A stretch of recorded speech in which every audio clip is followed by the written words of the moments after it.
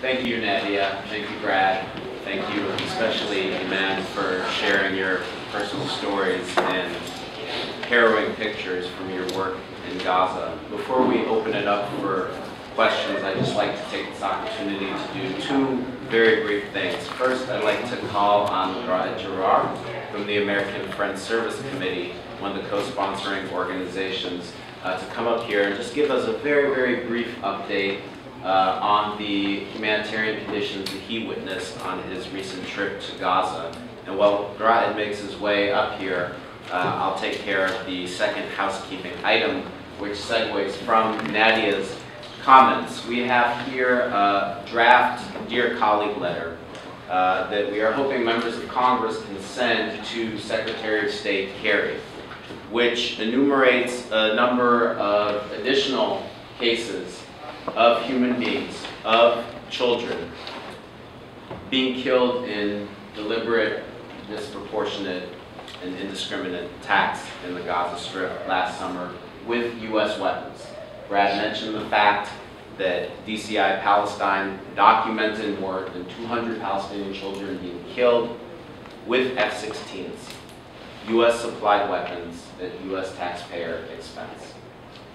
There's another report from another Israeli human rights organization, Breaking the Silence, which documents Israel's wanton destruction of Palestinian civilian property, homes. 100,000 homes were either damaged or destroyed by Israel over the course of 50 days last year. Extensive documentation about how that wanton destruction was carried out with Caterpillar D9 bulldozers, again, supplied to Israel by the United States at taxpayer expense. As is documented in this draft letter to Secretary of State Kerry, we have not only international law in place, but we also have U.S. domestic laws that are supposed to prevent U.S. weapons from being used to commit human rights abuses and war crimes.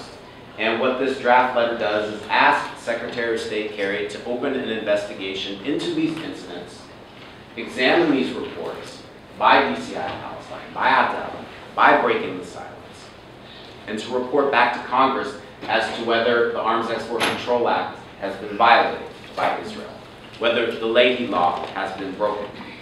So I'm not sure I have enough copies for everyone in the room, so I would ask to prioritize these going to staffers from congressional offices or other governmental agencies that are here today. So if we could let them take these, and we'll see how many we have left over after that. And for anyone else who would like after that, please do take a copy.